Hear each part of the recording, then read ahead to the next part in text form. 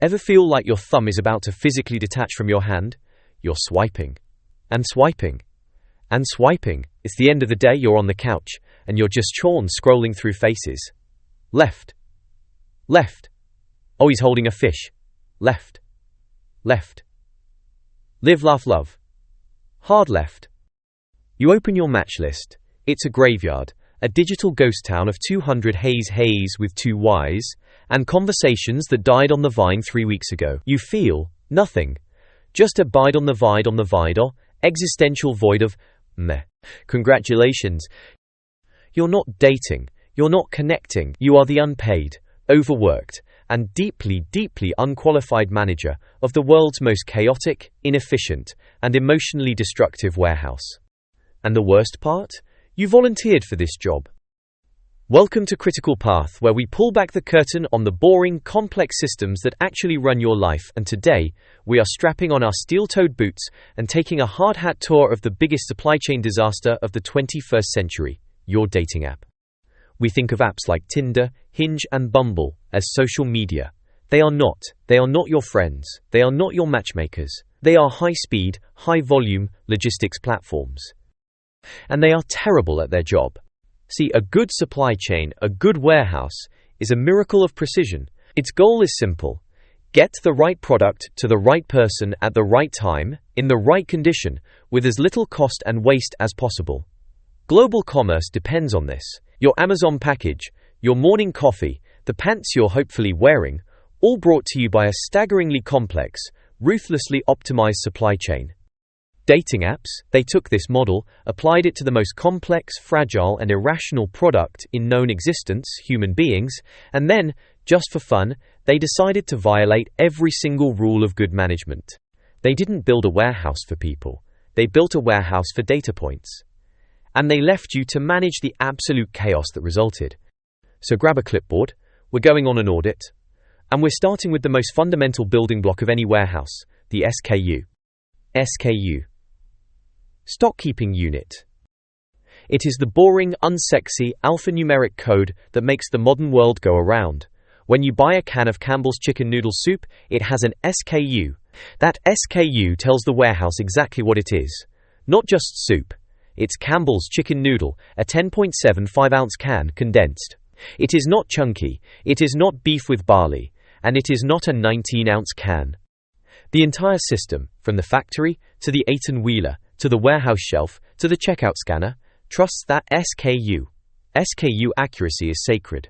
If your SKU data is wrong, you don't have a supply chain. You have a yard sale. You have chaos. Now, look at your dating app. A profile is a SKU. It's a data file designed to tell a picker, that's you, what the product is. SKU 8675309, Chad, 29, features 6 feet 1 inch. Loves hiking, sense of humor, finance, photos, one on a boat, one with a dog that is not his, one mysterious group photo where he might be the one in the back left. This is the SKU. And it is a lie. This is the first and most catastrophic failure of the Tinder warehouse. The SKUs are user-generated. This is like letting the can of soup write its own label. What do you think the soup is going to write? It's not going to say, contains 1200 milligrams of sodium and vaguely noodle-shaped paste. No, it's going to write, I'm a gourmet bisque, I'll make you happy forever, and I'm 6 feet 1 inch. In a real warehouse, this is called data inaccuracy. In dating, it's just Tuesday. The SKU says 6 feet 1 inch. The product that arrives at the fulfillment center, the bar, is 5 feet 9 inches, maybe in boots. The SKU says loves hiking. The product considers a walk to the mailbox to be a significant outdoor excursion. The SKU says 28. The product's driver's license looks like a historical document. The SKU photo shows a chiseled god. The product that arrives looks like that god's slightly more melted cousin who've been left in the sun. The entire system is built on a foundation of corrupt, unreliable data. It's a bait-and-switch model. Every single picker in this warehouse, again you, is being forced to work with a database that is not just wrong, but actively deceptive. Can you imagine if Amazon worked this way? You order a 65-inch 4K TV. The SKU says it's a 65-inch 4K TV. The box arrives. You open it. It's a 19-inch black and white tube TV from 1993. and it's full of bees. You would, quite rightly, burn Amazon to the ground. And yet, you open Tinder, see the SKU for Sarah, 24, no drama, loves travel, and you just know, the product that shows up is going to be a 50-50 shot of being 29, has a restraining order against her ex and thinks, travel means going to her aunt's house in the next state over. But you swipe, you add to inventory. And that, my friends, is where our problems really begin. Let's talk about your match queue, that endless list of faces you've liked and who have liked you back. In supply chain, we call this your on-hand inventory.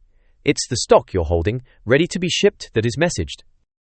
Now, a smart warehouse manager, a real one, hates excess inventory. Inventory is not options. Inventory is cost. You have to pay for it. You pay for the warehouse space. You pay for the electricity to keep the lights on. You pay for insurance in case it all burns down. You pay security to stop people from stealing it. This is called carrying cost or holding cost. Your match queue, it has a carrying cost too. It's not dollars, it's sanity. The carrying cost of your inventory is your cognitive load. Every one of those 200 matches is a tiny, buzzing psychic weight. It's a product on your shelf that you feel a micro-obligation to do something with. It's a low-grade, constant hum of social anxiety. Should I message him? What if she's the one and I say the wrong thing? Ugh, he just said hey, now I have to hey back. I can't deal with this right now. That feeling? That is the rent you are paying to store that inventory in your brain. And just like in a real warehouse, that inventory doesn't last forever. It has a shelf life. We call this inventory obsolescence or spoilage. Milk spoils, vegetables rot. An iPhone 14 becomes obsolete the second the iPhone 15 is announced. In the dating warehouse, the inventory spoils fast. How does a match spoil? Oh, let me count the ways. First, they get bored. They matched with you 3 days ago. You didn't say anything. They are spoiled. They're done. They've moved on. Second, you get bored. You matched with them last night when you were feeling lonely. You wake up this morning, look at their profile again and think, why? Was I drunk? Spoiled. 3. They get sold. They matched with you, but they also matched with someone else who was quicker, funnier, or just had better pictures. They're fulfilled. They are off the market. And finally, and the most common one, they just give up. They get so frustrated with this entire stupid warehouse that they delete the app. This is the supply chain equivalent of your inventory literally growing legs, walking off the shelf, dousing itself in gasoline, and setting itself on fire in the parking lot. A good inventory system like the one Toyota pioneered is called just-in-time, or JIT. The goal is to hold as little inventory as possible. You get just what you need, right when you need it. It's lean, it's efficient, it's beautiful. Your match queue is the opposite of just-in-time. It is just in case. It's just in case I'm bored, just in case I get dumped, just in case I feel the crushing void of existence at 2 a.m. It's not an inventory system, it's a hoarding system. You are the digital equivalent of a person living in a house full of 30-year-old newspapers and 400 cats, and you're wondering why you can't find anything. This pile of dead stock isn't options, it's a fire hazard. It's a monument to 200 tiny failures. A real warehouse manager would look at this, have a full-blown panic attack, and call for a liquidation sale. Everything must go! 50% off, Chads. HO like hiking. But you don't. You just let it sit there. And rot. And then, you go back to the front of the warehouse, and you start swiping again. You start picking more product. Which brings us to the most psychologically damaging part of this whole broken system. Let's talk about the picking process. In a real, multi-billion-dollar Amazon fulfillment center, when you order that 4K TV, the one that isn't full of bees, a signal goes to a picker. Their little handheld device says, go to aisle C47, shelf 3, bin 8, get 1 unit of SKU 789 ABC. It is precise. It is optimized. The picker isn't given choice. They are given an order. They don't wander around the warehouse for 3 hours, gazing at all the other products, wondering if they should pick a PlayStation 5 instead. They get the TV. They ship the TV. The order is fulfilled. Now let's look at the picking process in the Tinder warehouse. You, the picker, are just shoved into the middle of a 50-acre unlit stadium, and a dump truck just starts dumping products on your head, one after another. Forever. This isn't a picking process, it's an avalanche. This, friends, is the paradox of choice. The theory is simple, proven by a famous study involving jam. You set up a table at a grocery store. Scenario 1, you offer 24 different flavors of jam. Scenario 2, you offer 6 different flavors of jam.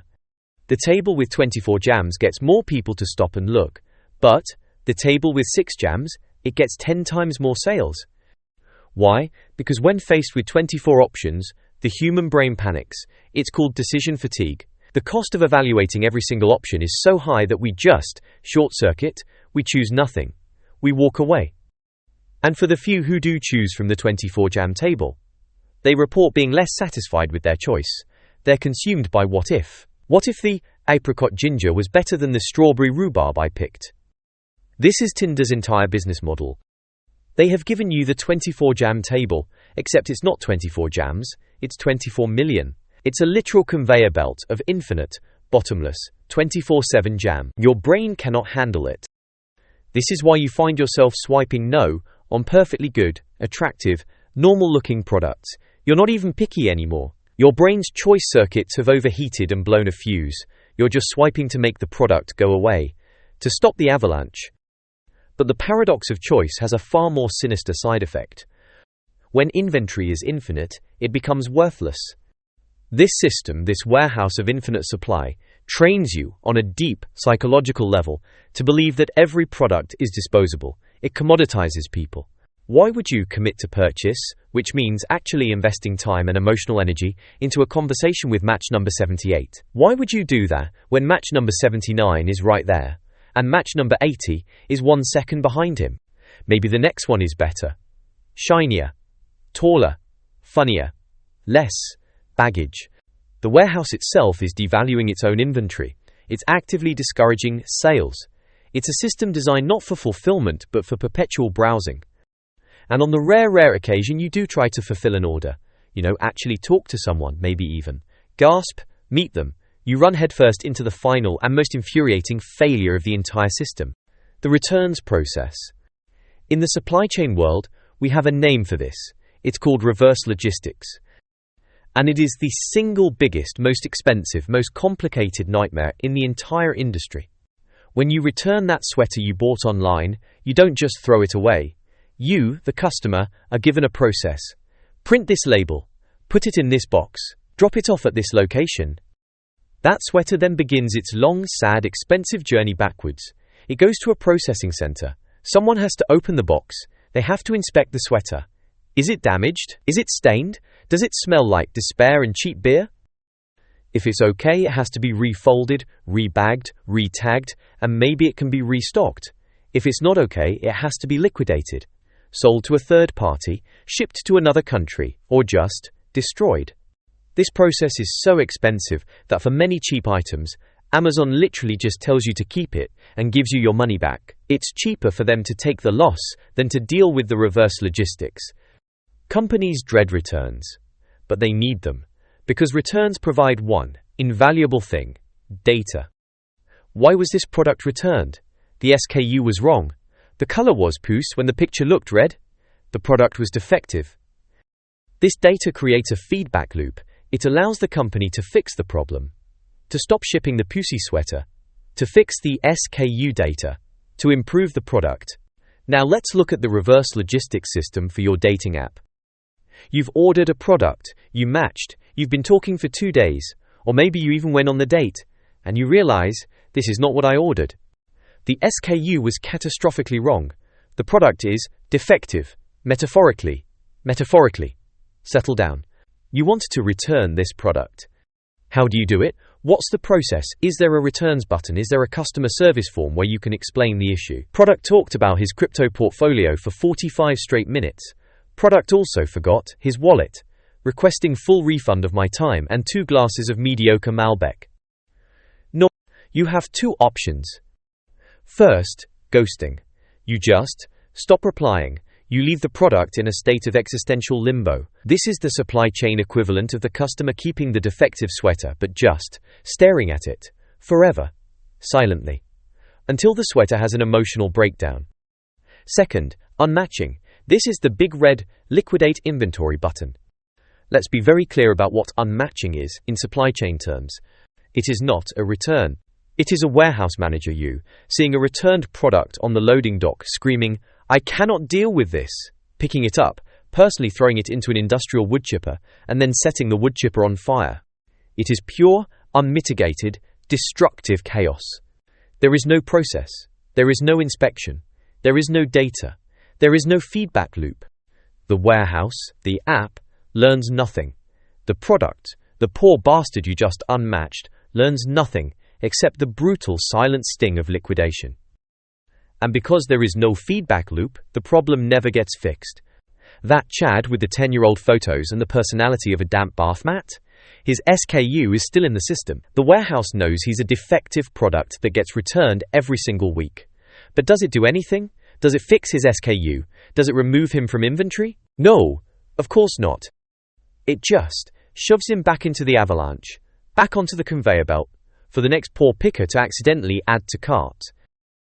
It is a system with zero quality control, a system that cannot learn, a system designed to fail and fail and fail again, forever. So, is your love life a disaster? Are you the problem? No. You're just a normal, sane human being, trying to find a different sane human being, while trapped inside the dumbest, most poorly conceived logistics system ever invented by mankind. You are being set up to fail. Because here's the final, brutal kicker, the ultimate twist of the knife. The warehouse, the app, it doesn't care if you fulfill an order. Let me say that again. Tinder does not care if you find love. Why? Because its supply chain is not designed for fulfillment. A real warehouse, like Amazon, makes money on fulfillment, a completed sale. The dating app warehouse, it makes money on one metric, and one metric only, procurement. It has gamified the hunt. It has perfected the swipe. The swipe is the entire business. It's a slot machine. It gives you a tiny dopamine hit of a match. It feels like progress. It feels like you're shopping. But you're not. You're just procuring. You are filling your warehouse. You are adding to your inventory. Their real customer isn't you. Their real customer is the advertiser who wants your eyeballs, or the premium subscriber paying $30 a month for what? For a bigger shovel. For the privilege of digging faster in the same, collapsing garbage mine. They don't want you to find the one. Because a fulfilled customer is a lost customer. A fulfilled customer deletes the app. They need you to stay in the warehouse. They need you to keep picking. They need you to keep believing that the next SKU on the conveyor belt, that's the one. It's a logistics system designed for perpetual procurement, not for successful fulfillment. So the next time you're on the couch and your thumb is aching and you're staring into that void of 200 dead-end matches, stop. Put the phone down. Stop being an unpaid, volunteer warehouse manager for a company that is built on your frustration. Or don't. I mean, what do I know? I'm just a disembodied voice for a faceless YouTube channel. But at least my SKU is accurate. Got your own supply chain horror story from the dating world? What's the worst SKU error you've ever seen in the wild? Drop it in the comments. We all need a laugh. Thank you for watching.